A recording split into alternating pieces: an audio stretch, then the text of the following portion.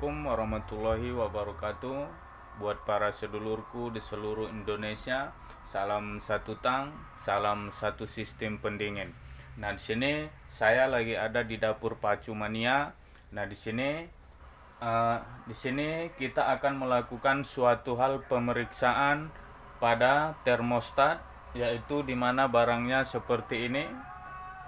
Nah, di sini wadahnya sudah ada saya siapkan. Ini di mana nantinya ini akan kita rebus. Di sini juga air dingin sudah saya persiapkan. Nah, ini adalah namanya termostat. Nah, di mana termostat ini terdapat di seluruh kendaraan yang bersistem pendingin atau radiator. Nah, semua kendaraan, apakah itu di kereta api juga ini diaplikasikan, demikian juga di mesin kapal laut juga, roda 4 juga. Nah, ini khususnya yang terdapat pada roda 2 atau kendaraan sepeda motor. Nah, ini adalah termostat.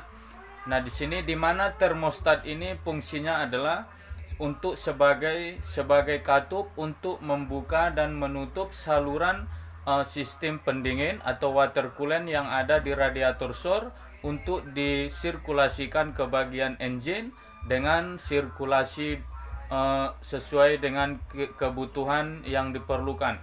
Nah, di sini ini akan kita rebus. Langsung saja kita ke wadah yang sudah disediakan. Nah, oke, di sini sudah kita siapkan. Lalu ini kita masukkan di sini. Nah, kita masukkan di sini. Nah, lalu kita masukkan lagi air. Ini air dingin. Nah, isi air dengan secukupnya. Yang penting dia asal tenggelam aja ya bro. Jangan sampai ada yang timbul ke permukaan, nanti akan dikhawatirkan bisa akan mengakibatkan rapuh.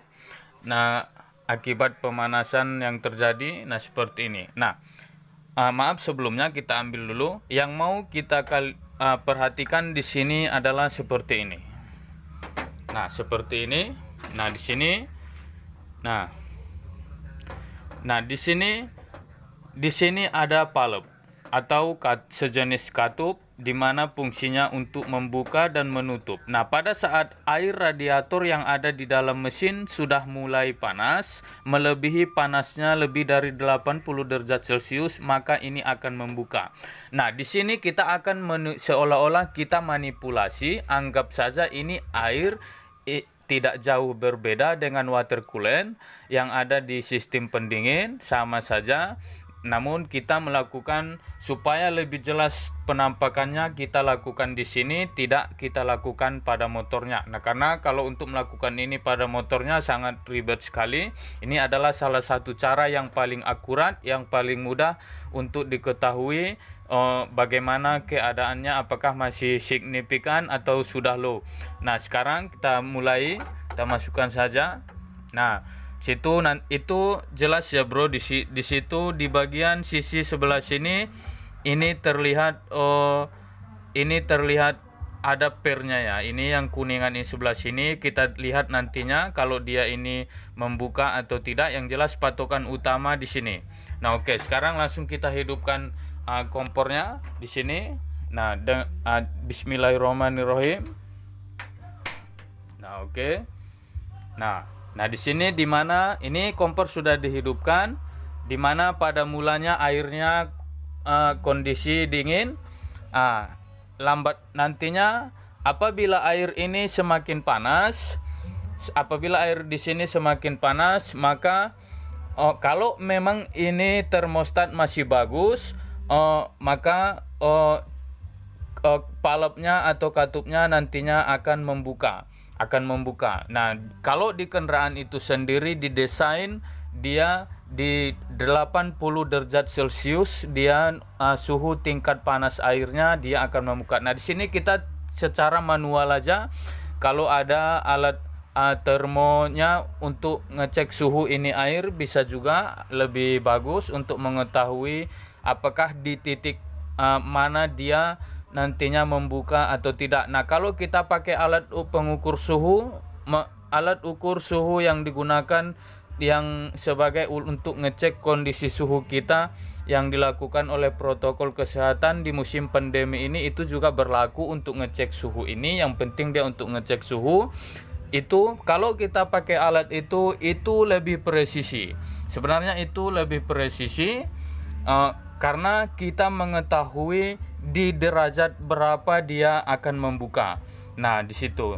Nah, kalau seperti ini kan kita tidak tahu apa seharusnya di mana. Kalau dia lebih di atas 80 derajat Celcius dia baru membuka, tapi kalau di sini kan tidak ada pengukur suhunya, sehingga kita tidak bisa mengetahui apakah dia di suhu 120 derajat Celcius membukanya atau bahkan lebih. Nah, karena kalau misal dia kasusnya lemah, kalau misal kasus termostatnya ini lemah, maka di suhu tinggi pun dia akan tetap mau membuka, cuman harus suhu tinggi, harus tinggi betul. Sementara untuk sesuai kebutuhan engine itu harus di angka 80 derajat Celcius, dia seharusnya sudah mulai membuka sesuai kebutuhan spek engine yang sudah didesain oleh pabrikannya. Nah, di sini sambil menunggu panas kita perhatikan apakah dia masih berfungsi dengan normal atau tidak. Di sini sepertinya air sudah mulai panas atau mendidih.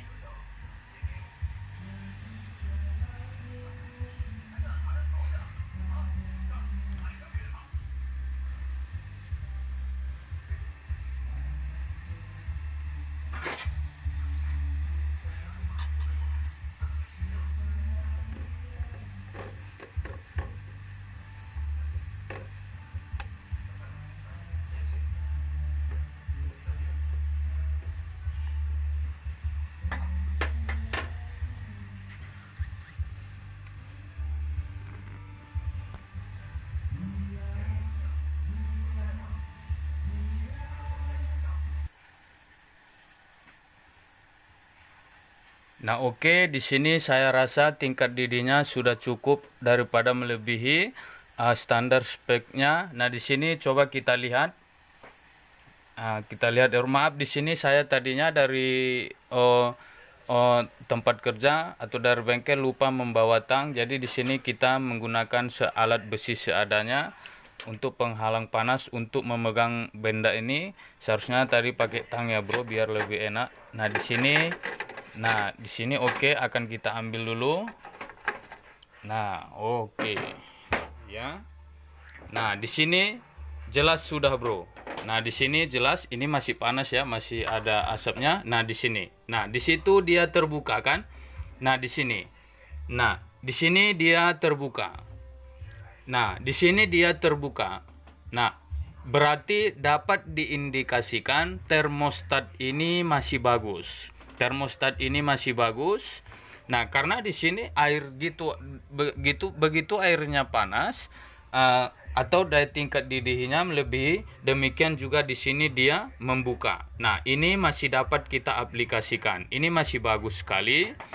Nah, cuman seiring dengan turunnya suhu, kalau suhunya juga sudah mulai ini ini bisa dibandingkan dengan proses video awal sebelumnya. Sebelum kita rebus, bisa Anda screenshot ya, bisa Anda screenshot hasilnya sebelum direbus dan sesudah direbus. Nah, atau sesudah dia terkena panas. Nah, seperti ini. Nah, di sini jelas sangat membuka sekali, bro, di sini.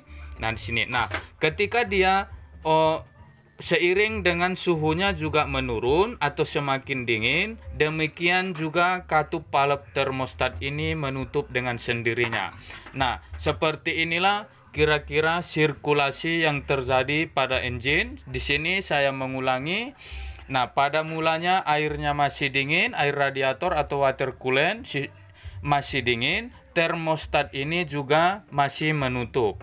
Nah, apabila air yang di mesin udah melebihi dari 80 derajat Celcius, maka termostat ini akan membuka seperti ini. Lalu air yang panas di engine itu akan disalurkan ke radiator cor untuk didinginkan, sementara air yang ada di radiator cor yang sudah dingin sebelumnya akan disalurkan ke mesin untuk mendinginkan mesin, sementara yang panas dari mesin tadi yang ditransfer ke radiator cor untuk didinginkan kembali. Seperti itulah kira-kira sirkulasi sistem pendingin pada engine saat mesin bekerja. Nah, di sini dengan cepat kita perhatikan lagi, di sini dia sudah menutup lagi. Nah, di sini dia menutup lagi kan, Bro? Nah, perhatikan di sini. Nah, di sini dia menutup lagi. Secepat itu dia menutup.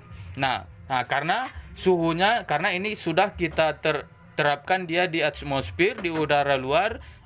Berhubung ini juga cuacanya sangat dingin, dia cepat mendingin. Di sini juga sudah menutup. Nah, di sini sudah menutup penuh. Nah, seperti inilah gambarannya kira-kira yang sirkulasi sistem pendingin yang terjadi pada mesin. Nah, kalau misal ini rusak atau tidak berfungsi dengan baik, maka itulah nantinya terjadi overheat atau lampu mil yang logo